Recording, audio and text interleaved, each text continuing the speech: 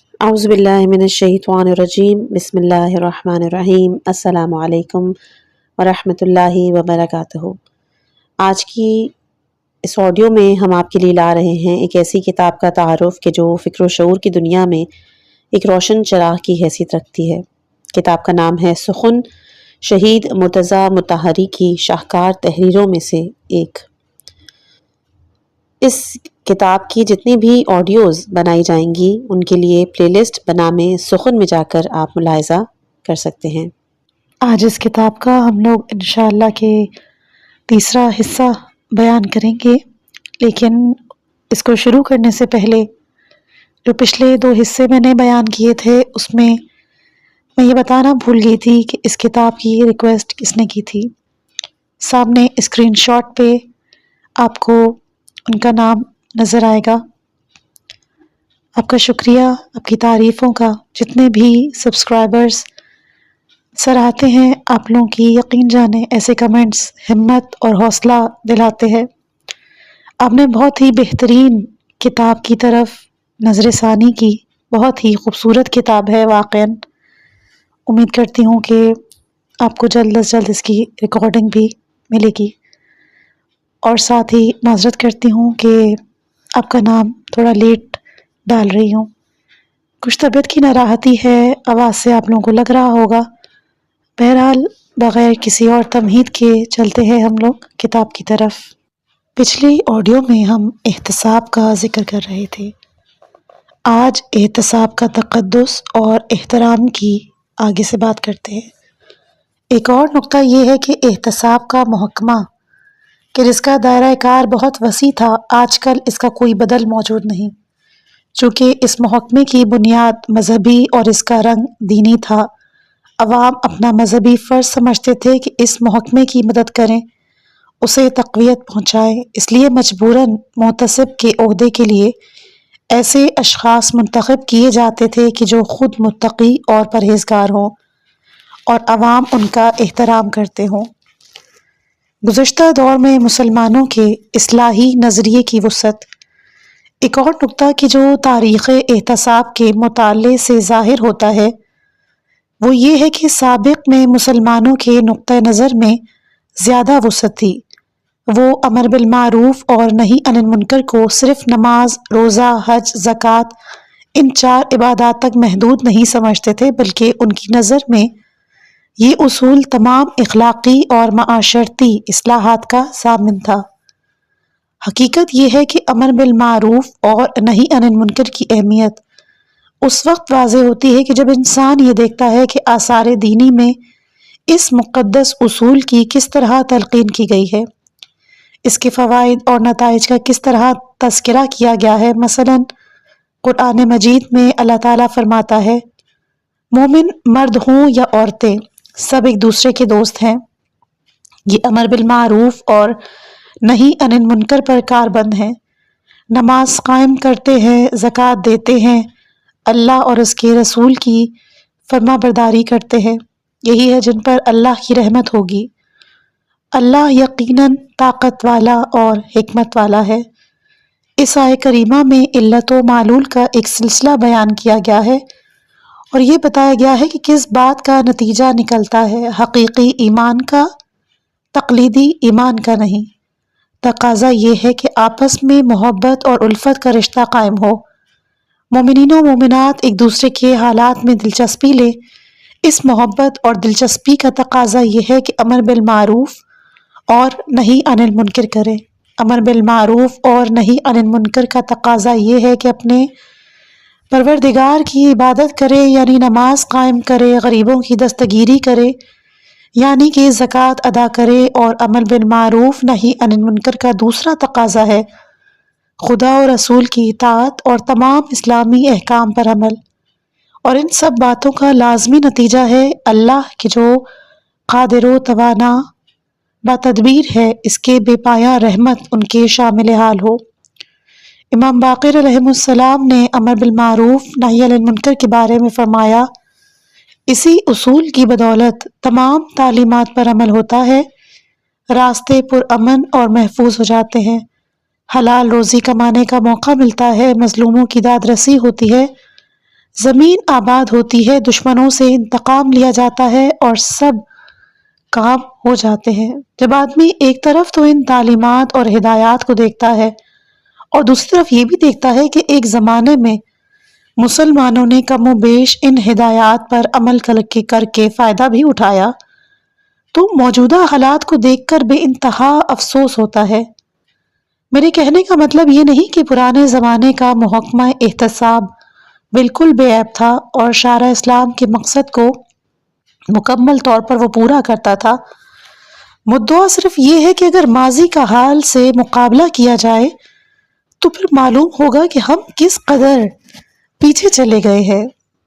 آج علاوہ اس کے کہ کوئی ادارہ کسی شکل میں امر بالمعروف اور نہی عن المنکر کے لیے موجود نہیں، بڑے افسوس کی بات یہ ہے کہ یہ خیال بھی مسلمانوں کے دماغ سے بالکل نکل گیا اور اب احتساب کو، جس سے کبھی اصلاح معاشرے کا کچھ نہ کچھ کام لیا جاتا تھا، امور دینی میں شمار ہی نہیں کرتے۔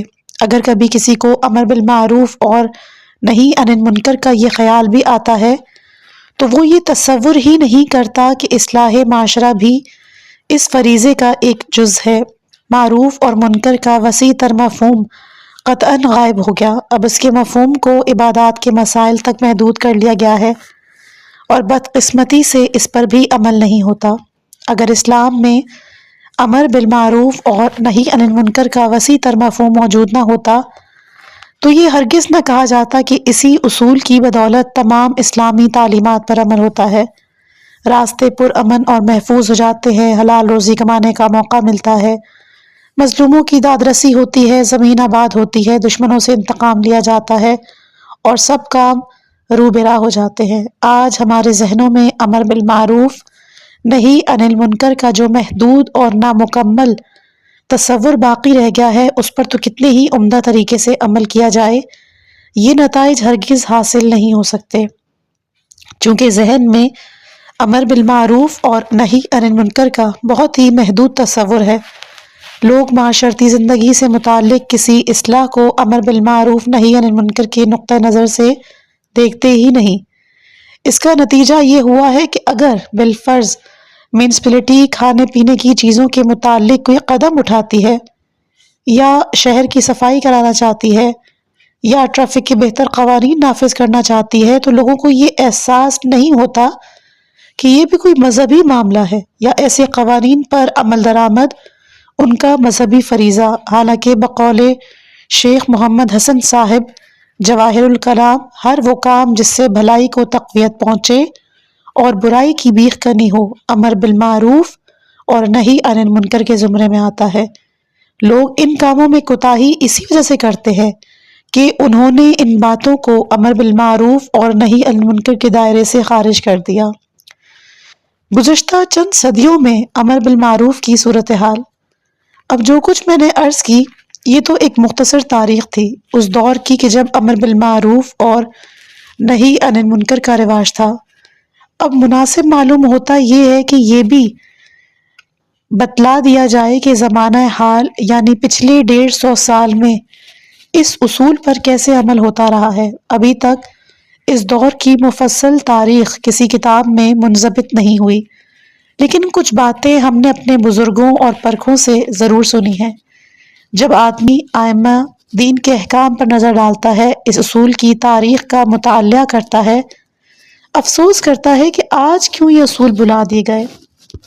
جب وہ یہ سوچتا ہے کہ آخری دور میں امر بالمعروف اور نہی عن المنکر کے نام پر کیسے کیسے ہولناک منظر دیکھنے میں آتے تھے تو خدا کا شکر کرتا ہے کہ اچھا ہی ہوا کہ اس قسم کے امر بالمعروف اور نہی عن المنکر کا سلسلہ ختم ہو گیا، اور اگر کہیں کچھ باقی رہ گیا ہو تو کاش وہ بھی ختم ہو جائے۔ اگر امر بالمعروف نہی عن المنکر کا وہی مطلب ہے جس کے مناظر قریبی دور میں دیکھنے میں آتے تھے تو بہتر یہی ہے کہ یہ متروک ہی رہے۔ ایک فراموش شدہ اصول۔ ڈاکٹر ابراہیم آیتی، یہ محقق ڈاکٹر آیتی نے اپنی کتاب میں تاریخ عاشورہ میں یہ بھی ثابت کیا ہے کہ امام حسین علیہ السلام کا اقدام امر بالمعروف نہی عن المنکر کی تعمیر کے سوا کچھ اور نہیں تھا۔ تو ڈاکٹر ابراہیم آیتی نے امر بالمعروف کے اصول کو فراموش شدہ اصول کہا ہے۔ یہ درست ہے کہ یہ اصول بلا دیا گیا، لیکن سوال یہ ہے کہ آخر اس اصول کو بلایا کیوں گیا؟ میرا عقیدہ تو یہ ہے کہ اور معاملات کی طرح اس معاملے میں بھی بجائے بیرونی اسباب کے تلاش کے امیر المومنین علیہ السلام کے اس قول کی طرف توجہ دینی چاہیے کہ بیماری بھی تمہاری اپنی پیدا کی ہوئی ہے اور اس کا علاج بھی تمہارے اپنے ہی پاس ہے۔ ہم نے خود ہی ایسی صورت پیدا کر دی تھی کہ لوگ اس سے بیزار ہو گئے، اور پھر ہم نے خود ہی اس اصول کو فراموش کر دیا۔ اسلامی نقطہ نظر سے امر بالمعروف اور نہی عن المنکر کے اصول کو عملی جامہ پہنانے کے لیے کچھ شرائط ہیں۔ اولین شرط تو یہی حسن نیت اور اخلاص کی ہے۔ ہمارا تعلق صرف ان برائیوں سے ہونا چاہیے کہ جو علل اعلان کی جاتی ہیں۔ ہمیں جاسوسی کرنے، لوگوں کے پرائیویٹ معاملات میں دخل اندازی کا کوئی حق نہیں، لیکن گزشتہ قریبی دور میں کچھ طالع آزما اور بدتینیت لوگوں نے اس مقدس اصول کو اپنی مقصد براری اور دوسروں کے ساتھ اپنے ذاتی جھگڑے چکانے کا ایک ذریعہ بنا لیا تھا۔ بعض لوگ ایسا کرتے تھے کہ مطلب براری کے لیے کسی مدرسے کے کونے میں چند روز بسر کرتے، پھر عباد قبا امامہ نالین پہن کر اور داڑھی بڑھا کر عالمانہ صورت بنا لیتے۔ کیا کیا جرائم تھے کہ جو امر بالمعروف کے نام پر نہیں کیے گئے، اور کن کن منہیات کا ارتکاب نہی عن المنکر کے نام پر نہ ہوا۔ اس قسم کے قصے ہم سبھی نے سن رکھے ہیں اور سب کو معلوم ہے۔ کہتے ہیں آقا نجفی اصفہانی مرحوم کی سربراہی کے زمانے میں چند اشخاص ان کے پاس آئے کہ جو اپنے آپ کو طالب علم کہتے تھے مگر در حقیقت تھے نہیں، کیونکہ اصلی طالب علم ایسی حرکتیں نہیں کیا کرتے۔ بہرحال یہ لوگ ہاتھ میں ایک ٹوٹا ہوا دائرہ، ایک ٹوٹی ہوئی ڈھولک لیے ہوئے مرحوم آقا نجفی کے گھر پہنچے۔ مرحوم نے ان سے پوچھا کیا بات ہے، کہاں سے آئے ہو، یہ تمہارے ہاتھ میں کیا ہے؟ کہنے لگے ہم مدرسے میں تھے کہ ہمیں اطلاع ملی کہ مدرسے کے اس طرف کے کئی گھر چھوڑ کر شادی ہو رہی ہے، وہاں ڈھولک بجانی ہے۔ ہم ایک گھر کی چھت پر سے دوسری چھت پر ہوتے ہوئے اس مکان میں داخل ہوئے اور لوگوں کی ہم نے خوب پٹائی کی۔ ایک نے آگے بڑھ کر کہا کہ میں نے دولہا کے کان پر ایک زناٹے دار تھپڑ رسید کیا۔ مرحوم آقا نجفی نے کہا کہ کیا نہی عن المنکر یہی ہے جو تم نے کیا؟ تم نے اس کے نام پر خود کئی برائیوں کا ارتکاب کیا ہے۔ اول تو یہ شادی کی محفل تھی، دوسرا تمہیں جاسوسی کا کوئی حق نہیں تھا، تیسرا تمہیں کیا حق تھا کہ تم لوگوں کی چھتوں پر سے گزرو، اور چوتھا کہ تمہیں مار پٹائی کا حق کس نے دیا؟ پرانے زمانے میں اس قسم کے قصے بہت تھے۔ خوش قسمتی سے کہ اب یہ بات نہیں، یہ سمجھ لینا چاہیے کہ بہت سی صورتوں میں نہی عن المنکر از روئے قانون نہی عن المنکر نہیں ہوتا، بلکہ خود ایسی برائی بن جاتا ہے کہ جسے روکنے کی ضرورت ہے۔ ایک اور بات جو میں ضمناً کہنا چاہتا ہوں وہ یہ ہے کہ ہم نے زیادہ تر عمل بالمعروف اور نہی عن المنکر کے صرف دو طریقے اختیار کیے۔ اب بھی ہم دیکھتے ہیں کہ لوگوں کی توجہ انہی دو طریقوں کی طرف ہے، اول زبانی حکم، ورنہ پھر تشدد، بشرطے کہ ہم میں مار پٹائی کرنے، لوگوں کو بند کرنے کی طاقت ہو، اور ہم انہی دو طریقوں سے واقف ہیں اور یہی دو طریقے جانتے ہیں، اور اس میں کوئی شک نہیں کہ پند و نصیحت اور سمجھانا بجھانا بھی ایک ذریعہ ہے۔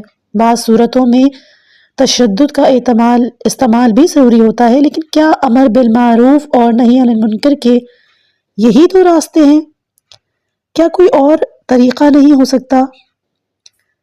اخلاص اور عمل کی راہ۔ احادیث میں آیا ہے کہ امر بالمعروف نہی عن المنکر کے 3 درجے یا 3 مرحلے ہیں: بالقلب، باللسان، بالید۔ عام طور پر بالقلب کے مرحلے کا مطلب اخلاص، حسن نیت اور مسلمانوں کے مستقبل سے دلچسپی کے احساس کے بجائے جوش و خروش، بیجا تعصب سمجھتے ہیں۔ اسی طرح باللسان کے مرحلے کا مطلب واضح بیان اور تسلی بخش دلائل کے بجائے تحکم آمیز پند و نصیحت لیتے ہیں۔ حالانکہ قرآن کریم میں واضح ارشاد ہے کہ ادعو الی سبیل ربک بالحکمۃ والموعظۃ الحسنہ، اور بالید کے مرحلے کا مطلب عملی تبلیغ، عملی تدابیر، نیک عمل کی مثال قائم کرنے کے بجائے تشدد اور طاقت کا استعمال سمجھتے ہیں۔ مجموعی طور پر ہم بولنے، لکھنے، خطابت، مضمون نویسی کے زیادہ قائل ہیں اور سمجھتے ہیں کہ صرف زبان سے کہنے سے سب کام درست ہو جاتے ہیں، حالانکہ حدیث میں ہے کہ زبان سے کام لیے بغیر لوگوں کو دین حق اور اصلاح کار کی دعوت دو۔ مطلب ہے کہ اپنے عمل سے نیک مثال قائم کرو اور دوسروں کو متاثر کرو۔ ایک اور حدیث ہے کہ جو فقہا عموماً امر بالمعروف نہی عن المنکر کے باب میں نقل کرتے ہیں کہ یہ بات نہیں ہے کہ اللہ نے اس کی اجازت دی ہو کہ زبان تو کھلے اور ہاتھ بند رہے، بلکہ کھلے تو دونوں کھلے اور بند رہے تو دونوں بند رہے، یعنی اگر عمل نہ ہو تو بہتر یہ ہے کہ زبان بھی بند رہے۔ فقہاء اسلامی کی ایک بزرگ ترین ہستی نے اس حدیث اور اس طرح کی دوسری حدیثوں سے جو نتیجہ اخذ کیا، میں انہی کی کتاب سے نقل کرتا ہوں۔ شیخ ابو جعفر طوسی علیہ الرحمہ نے، کہ جو شیخ الطائفہ کے لقب سے مشہور ہیں، اپنی کتاب نہایہ میں، کہ جو ہمارے ہاں فقہ کی ایک نہایت ہی معتبر کتاب ہے، لکھا ہے کہ امر بالمعروف ہاتھ کے ذریعے سے بھی ہوتا ہے اور زبان کے ذریعے سے بھی۔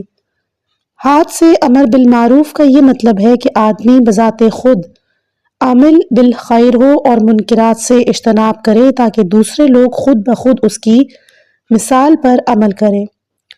زبان سے عمل بالمعروف کا مطلب یہ ہے کہ لوگوں کو نیک کاموں کی تلقین کرے، انہیں خوشخبری سنائے کہ اگر وہ نیکی کی راہ پر چلیں گے تو دنیا میں تعریف کے مستحق ہوں گے اور آخرت میں رحمت الہی ان کے شامل حال ہوگی، ساتھ ہی انہیں عذاب الہی سے ڈرائے۔ اس کے بعد فرماتے ہیں کہ ہاتھ سے امر بالمعروف کی ایک صورت یہ بھی ہے کہ منکرات کے مرتکب کو سزا دی جائے۔ اس صورت میں کسی کو قتل یا زخمی کرنے کی نوبت بھی آ سکتی ہے، لیکن حکومت شرعی کی ہدایت کے بغیر ایسا کرنا جائز نہیں ہے۔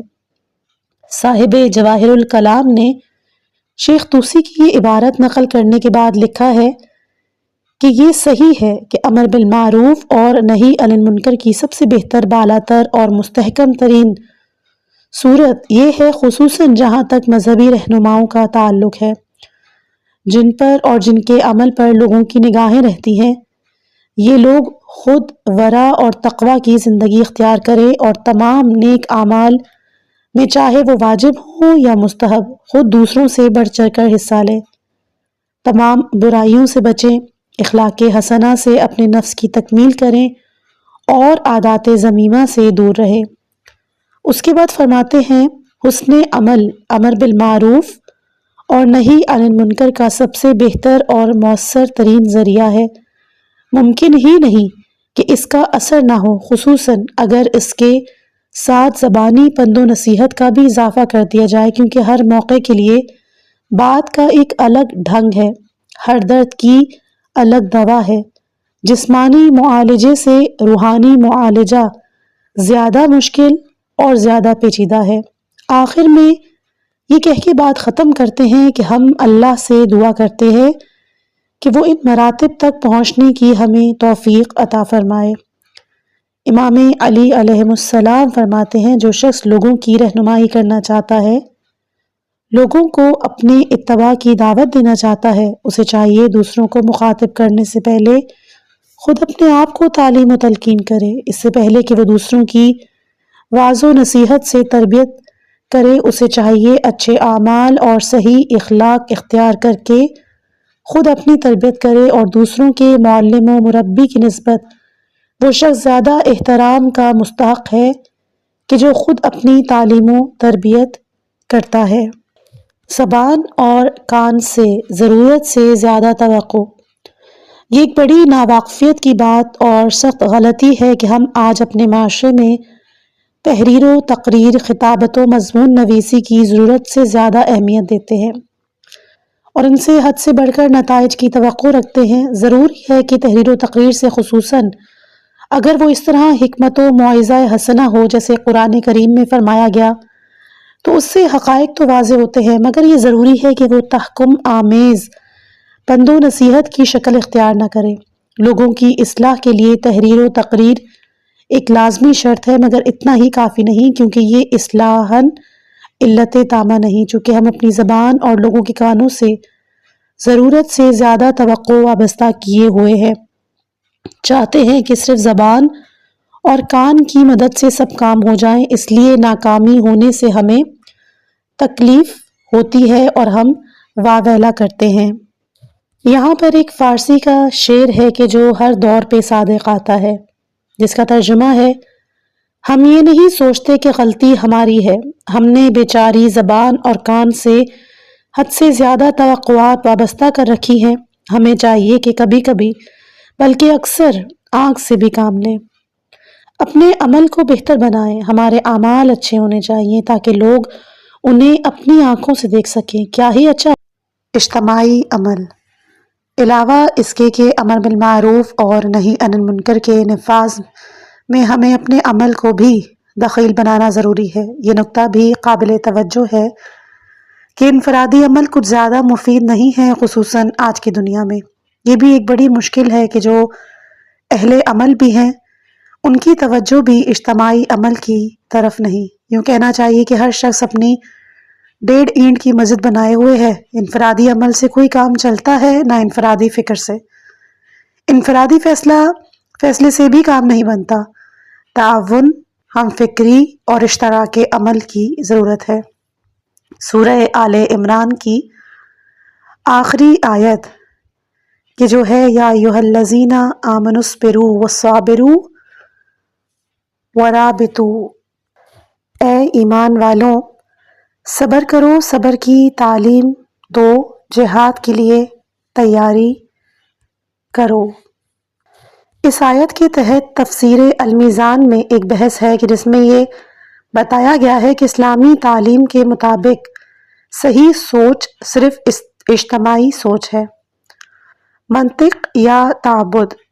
ایک اور بات کہ جو بہت اہم ہے وہ یہ ہے کہ ہم امر بالمعروف اور نہی عن المنکر کو عملی جامہ پہنانے کے معاملے میں منطقی طریقہ کار کو مطلق دخیل نہیں کرتے، حالانکہ ہر کام کا ایک مخصوص منطقی طریقہ کار ہے اور اسی میں کامیابی کا راز پوشیدہ ہے۔ میں نے ابھی عرض کیا تھا کہ ہم جس چیز کو سب سے زیادہ اہمیت دیتے ہیں وہ ہے محض زبانی بات چیت، نہ کہ عمل، اور اگر عمل کہیں ہے تو وہ بھی انفرادی ہے، اجتماعی نہیں۔ اب میں کہتا ہوں کہ جس چیز کی طرف سے سب سے زیادہ غفلت ہے وہ ہے منطقی طرز عمل۔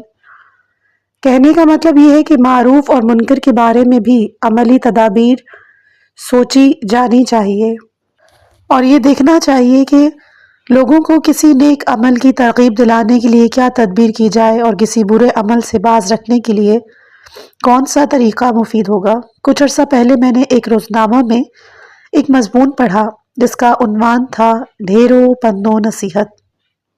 اس مضمون میں مضمون نگار نے پہلے تو یہ لکھا تھا کہ ہمارے ملک میں پند و نصیحت کے تو ڈھیر لگے ہوئے ہیں لیکن سب کے سب بے اثر ہے۔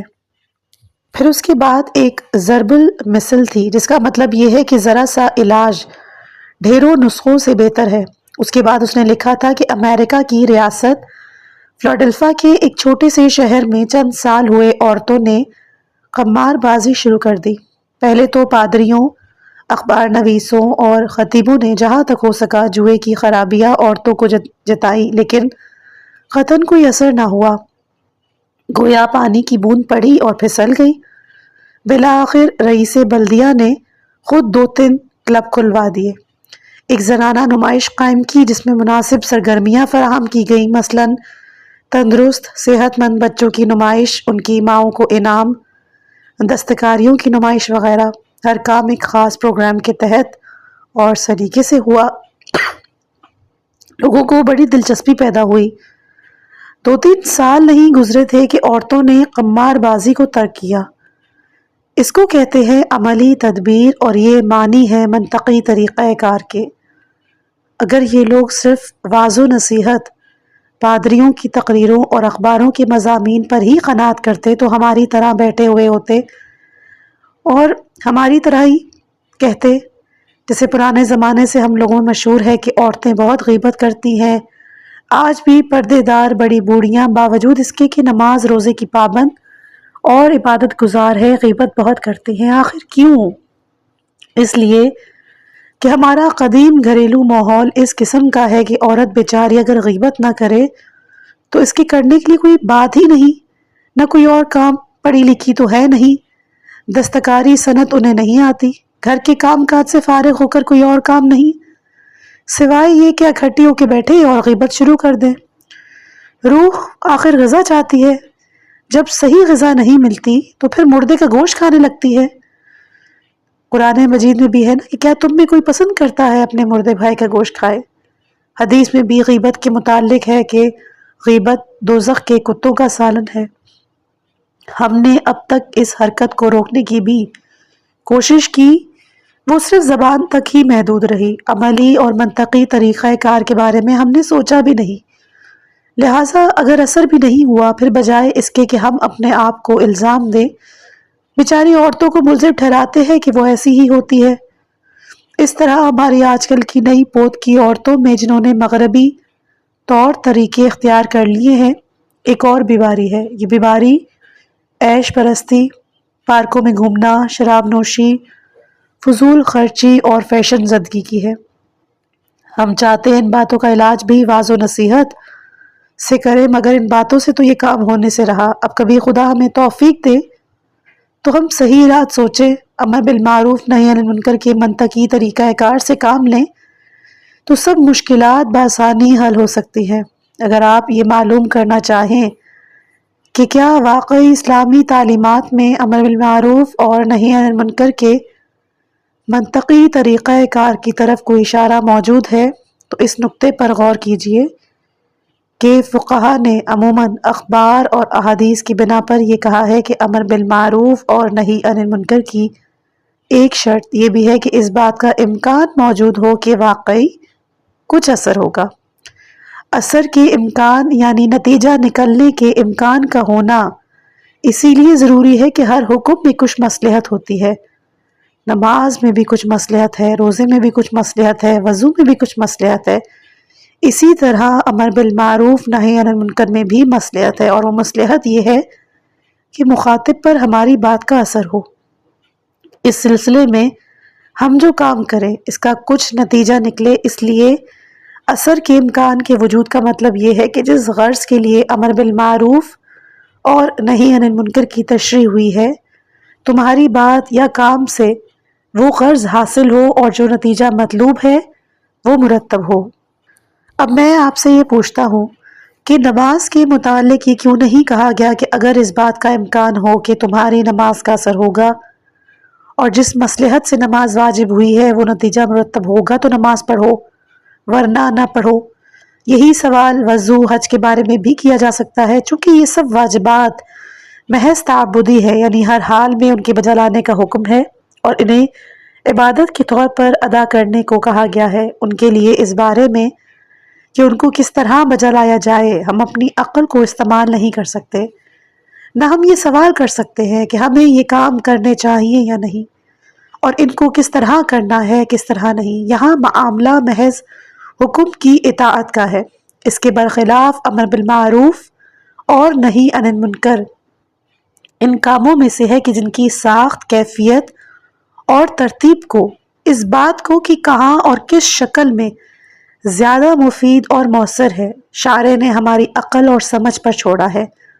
یہ میں نے ہی عرض نہیں کیا، صاحب جواہر بھی کہتے ہیں کہ ہر صورت میں یہ ایک بات ہمیشہ پیش نظر رکھنی چاہیے کہ کس طرح، کس شکل میں، کس ذریعے سے ہم اپنے نصب العین اور مقصد سے نزدیک ہو سکتے ہیں۔ اگر ہم اس بات کو اچھی طرح ذہن نشین کر لیں تو جو احادیث اور روایات امر بالمعروف نہی عن المنکر کے بارے میں آئی ہیں ان کے متعلق ہمارا طرز فکر میں تبدیلی آ سکتی ہے، اور انہیں بظاہر کہ جو ہمیں تصادم معلوم ہوتا ہے وہ بھی بڑی حد تک دور ہو سکتا ہے۔ اس وقت میرے لیے یہ ممکن نہیں کہ میں اس بارے میں مزید کچھ کہہ سکوں کیونکہ وقت کم ہے۔ بہرحال حاصل کلام یہ کہ اگر ہم یہ چاہتے ہیں کہ اس اصول کو دوبارہ زندہ کیا جائے تو فقط باتوں سے کام نہیں چلے گا، بلکہ ہمیں یہ روش اختیار کرنی ہوگی کہ جو انفرادی نہیں بلکہ اجتماعی ہو، اور اس کی بنیادی منطقی طرز عمل اور نفسیات اور عمرانیات کے اصولوں پر ہو۔ ایسی صورت میں 100% کامیابی کی امید ہے۔ آخر میں ایک بات اور عرض کر دوں کہ جب امر بالمعروف اور نہی عن المنکر کا نام لیا جاتا ہے تو عموماً یہ کہہ دیا جاتا ہے کہ کیا امر بالمعروف اور نہی عن المنکر ممکن بھی ہے؟ یہ بھی تو دیکھیے کہ رکاوٹیں کتنی ہیں۔ اس کے برعکس میرا عقیدہ یہ ہے کہ وہ واحد چیز کہ جو ہر دور میں ممکن ہے اور جس کو کوئی طاقت مکمل طور پر روک نہیں سکتی، یہی امر بالمعروف اور نہی عن المنکر ہے۔ ہاں، اگر امر بالمعروف نہی عن المنکر سے مراد محض باتیں بنانا، جھگڑا پیدا کرنا، پھر زور زبردستی کرنا ہو تو ممکن ہے واقعی رکاوٹیں پیش آئیں، مگر جیسا کہ میں نے عرض کی کہ امر بالمعروف اور نہی عن المنکر کی بنیاد تو نیکوکاری پر ہے۔ کیا یہ ممکن ہے کہ کوئی شخص خود تکلیف اٹھا کے خدمت خلق کرے، یہ چاہے کہ خود بھی نیک ہو اور دوسروں کے ساتھ بھی بھلائی کرے؟ ایسی صورت میں کوئی طاقت اسے نیک بننے اور دوسروں کے ساتھ بھلائی کرنے سے روک دے؟ کیا ایسا ہو سکتا ہے کہ لوگوں سے کہہ دیا جائے کہ نیک نہ بنو، لوگوں سے بھلائی نہ کرو؟ بہرحال یہ ہے امر بالمعروف اور نہی عن المنکر کا مقدس اصول، اور وہ ہے کہ اس مقدس اصول کے بارے میں ہمارا طرز عمل نوبت یہاں تک پہنچ گئی کہ نہ صرف یہ اصول ہمارے معاشرے میں کل عدم ہو گیا ہے بلکہ اس کے متعلق ہمارے افکار، ہمارے خیالات بھی مسخ ہو گئے ہیں اور ان کی شکل بھی بدل گئی ہے۔ کیا آپ نے کبھی اس پر غور کیا ہے کہ اسلامی تاریخ میں ہمارے ہاں بڑے بڑے اتباع ہوئے، حکماء، فقہاء، شعراء، بڑے بڑے واعظ اور خطیب، بڑے بڑے مصنف، انشا پرداز، بڑے بڑے منجم، ریاضی دان، سیاست دان، صنعا اور ہنرمند، لیکن نہیں ہوئے تو مسلح نہیں ہوئے؟ اس معاملے میں ہم بہت تہی دامن ہیں۔ کچھ نہ کچھ مسلح ضرور ہوئے مگر توقع سے بہت کم۔ حالانکہ اسلام میں تو امر بالمعروف اور نہی عن المنکر کا اصول موجود ہے، اور اس اصول کے نتیجے میں مسلحین کی کثیر تعداد وجود میں آنی چاہیے تھی۔ یہ توقع تو نہیں کی جا سکتی کہ ان کی تعداد اتنی ہی ہوگی جتنی کی ادبیوں یا داناؤں یا فقیہوں یا ریاضی دانوں کی۔ پھر بھی مصلحین بھی ضروری ہیں، اگرچہ کہ مسلح میں ایسی خوبیاں درکار ہیں جو بہت ہی قلیل الوجود ہیں، جیسے غیر معمولی ذہانت، بلند پایہ شخصیت، دور اندیشی، قوت برداشت وغیرہ۔ لیکن پھر بھی میرا خیال ہے کہ ہمارے ہاں مصلحین کی تعداد اندازے سے کم ہے۔ لیکن کیوں ہے؟ یہ ایسا سوال ہے کہ جس کا فوری جواب دینا میرے لیے ممکن نہیں۔ ہمارے ہاں مسلح زیادہ نہیں ہوتے، اصلاح کی بات بھی کم ہی سننے میں آتی ہے، کیونکہ ہم یہ سوچتے ہی نہیں کہ مسلح ہونا بھی کوئی بڑائی کی بات ہے۔ صرف بڑے لوگ ہی مسلح ہو سکتے ہیں۔ اگر ہم سے یہ کہا جائے کہ امیر المومنین علیہ السلام یا سید الشہداء علیہ السلام ہر معنی میں حکیم تھے تو یہ بات ہماری سمجھ میں آتی ہے، اور ہم اسے ان حضرات کی مدح تصور کرتے ہیں۔ اسی طرح اگر کسی کے متعلق یہ کہا جائے کہ وہ فقیہ اور احکام الہی کا شناسہ تھا، یا فلاں شخص فصیح و بلیغ خطیب تھا، یہ بات بھی ہماری سمجھ میں آتی ہے۔ لیکن اگر یہ کہا جائے کہ وہ مسلح تھا تو ہماری سمجھ میں نہیں آتا، نہ ہم اس بات کو کوئی اہمیت دیتے ہیں، حالانکہ مسلحین کی شان تو سب سے بڑھ کر ہے، اور خود مسلحین نے اپنے لیے اسی نام اور اسی شان کو پسند بھی کیا ہے۔ امام علی علیہ السلام فرماتے ہیں، الہی تو جانتا ہے کہ میں ریاست حکومت کا طالب نہیں ہوں، نہ دنیاوی مال و متاع کا طلبگار ہوں، میں تو فقط مسلح ہوں۔ میں چاہتا ہوں کہ دین کی جو نشانیاں مٹا دی گئی ہیں انہیں بحال کروں اور تیری سرزمین میں اصلاح عمل میں لاؤں، تاکہ مظلوموں کو امن ملے اور تیری حدود دوبارہ جاری ہوں۔ سید الشہداء سلام اللہ علیہ نے اپنی وصیت میں کہ جو آپ نے مدینے سے مکہ کوچ کرتے وقت اپنے بھائی محمد ابن حنفیہ کو لکھی تھی، وہ کیا تھی؟ میں ہوا اور ہوس کے سبب نہیں نکل رہا ہوں، نہ ہی میرا مقصد فساد پھیلانا یا کسی پر ظلم کرنا ہے۔ میری تحریک کا فلسفہ اپنے نانا کی امت کی اصلاح ہے۔ میری غرض تو فقط امر بالمعروف اور نہیں انل منکر ہے۔ یہاں پر اس کا باب ختم ہوتا ہے، اور اسی کتاب میں جو اگلا باب ہے وہ ہے اسلام میں اجتہاد کا مقام۔ اجتہاد کا مطلب کیا ہے؟ اجتہاد اور تقلید کا مسئلہ آج کل بڑی اہمیت اختیار کر گیا ہے، اور یہی وجہ ہے کہ بہت سے لوگ پوچھتے ہیں یا خود سوچتے ہیں کہ اسلام میں اجتہاد کا کیا سوال ہے، یہ اسلام میں کہاں سے آیا، تقلید کیوں کرنی چاہیے، اجتہاد کے فرائض کیا ہے، مجتہد کا فرض منصبی کیا ہے، مقلد کے کیا فرائض ہیں۔ مختصر طور پر اجتہاد کا جو مطلب ہے دینی امور میں بصیرت پیدا کرنا اور ان کے متعلق فیصلہ کرنے کی صلاحیت حاصل کرنا ہے۔ لیکن ہمارے ہاں شیعی نقطہ نظر سے دینی امور میں بصیرت اور فیصلے کی صلاحیت کی دو قسمیں ہیں، ایک مشروع دوسری ممنوع۔ اسی طرح تقلید کی بھی دو قسمیں بن جاتی ہیں، ایک مشروع اور دوسری ممنوع۔ پہلے ہم بات کرتے ہیں اجتہاد ممنوع کی۔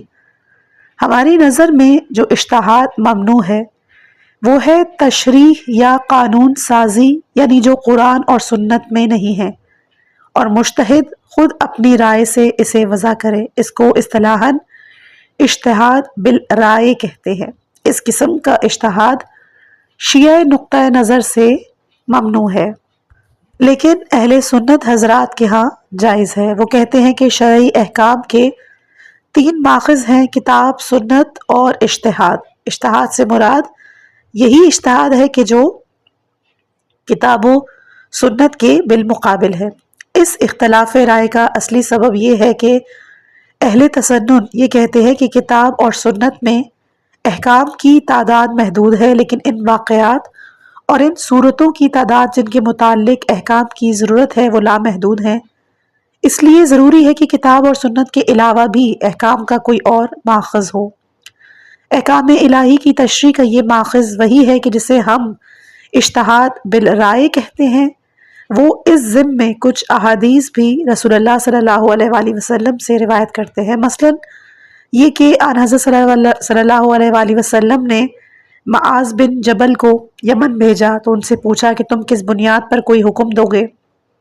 تو انہوں نے کہا کہ کتاب اللہ کے مطابق۔ آپ نے فرمایا کہ اگر کتاب اللہ میں وہ حکم تمہیں نہ ملے، انہوں نے کہا کہ پھر سنت رسول خدا سے استفادہ کروں گا۔ انہوں نے پھر فرمایا کہ اگر سنت میں بھی حکم نہ ملے تو انہوں نے کہا کہ میں اپنی رائے سے اجتہاد کروں گا، یعنی خود اپنی رائے سے کام لوں گا۔ اسی طرح کچھ اور احادیث بھی اس سلسلے میں روایات کی گئی ہیں۔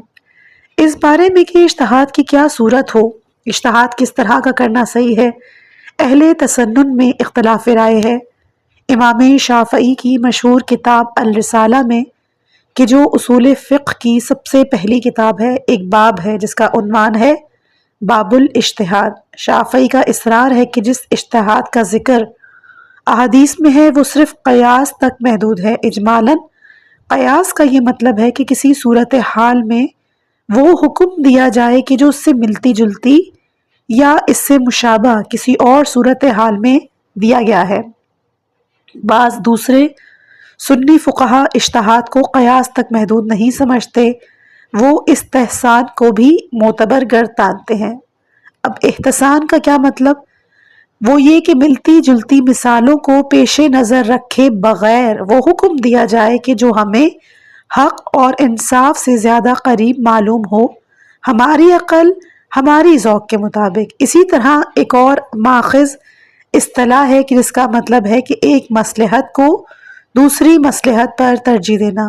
ایک دوسرا ماخذ تعول کا ہے، تعول جس کا مطلب ہے کہ نص کی موجودگی کے باوجود کسی آیت یا معتبر حدیث نبوی کے ہوتے ہوئے بھی ہمیں یہ حق حاصل ہے کہ بعض خاص صورتوں میں نص سے قطع نظر کر کے اپنے اجتہاد اور اپنی رائے کو ترجیح دے۔ یہ سب اصطلاحات شرح اور تفصیل کی محتاج ہیں، اور اس تفصیل کو بیان کرنے میں شیعہ سنی کی بحث اٹھ کھڑی ہوتی ہے۔ تو اس سلسلے میں یعنی نص کے مقابل اجتہاد کے بارے میں متعدد کتابیں لکھی گئی ہیں، اور ان میں شاید سب سے بہتر وہ رسالہ ہے کہ جو حال ہی میں علامہ جلیل مرحوم سید شرف الدین عاملی نے النص والا النس والاجتہاد کے نام سے لکھا ہے۔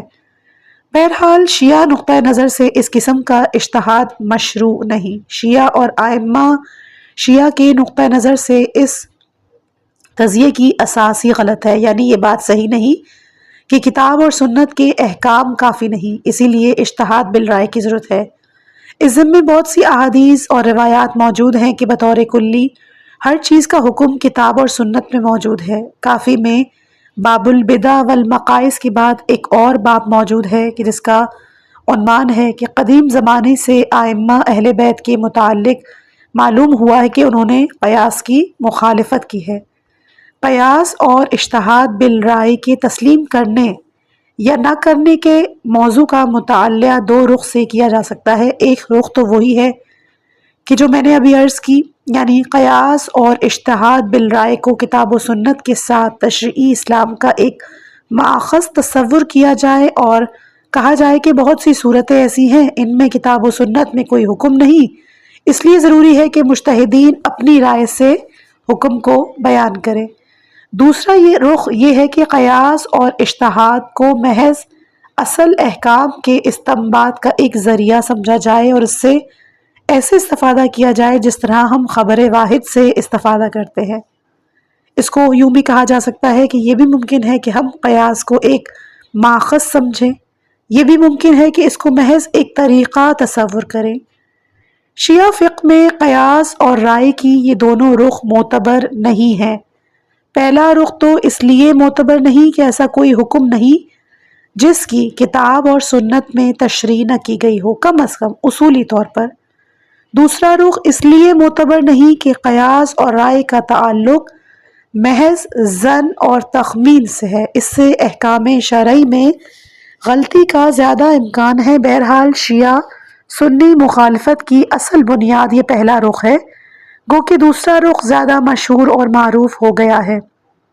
اہل تسنن کے درمیان اجتہاد کا حق مستقل طور پر نہیں، شاید اس کی وجہ یہی ہو کہ عملی مشکلات پیدا ہو گئی تھی، کیونکہ اگر یہ حق باقی رکھا جاتا، خصوصاً اگر نصوص میں تاول اور تصرف کی عام اجازت دی جاتی، ہر شخص اپنی رائے کے مطابق تاول اور تصرف شروع کر دیتا تو پھر دین کا کوئی حصہ بھی محفوظ نہ رہ سکتا تھا۔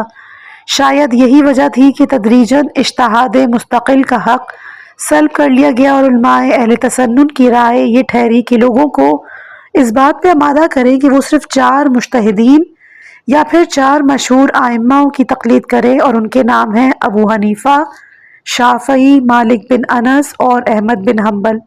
ان کے علاوہ دوسروں کی تقلید اور پیروی سے اس کے بعد ہے دوسرا اجتہاد مشروع، کہ جس کو ہم انشاءاللہ باقاعدہ طور پر جس کا آغاز ہم اپنی اگلی آنے والی آڈیو میں کریں گے، کیونکہ اگر اس کے حوالے سے میں نے آڈیو شروع کر دی تو میں اس کو یہاں پر تمام نہیں کر پاؤں گی۔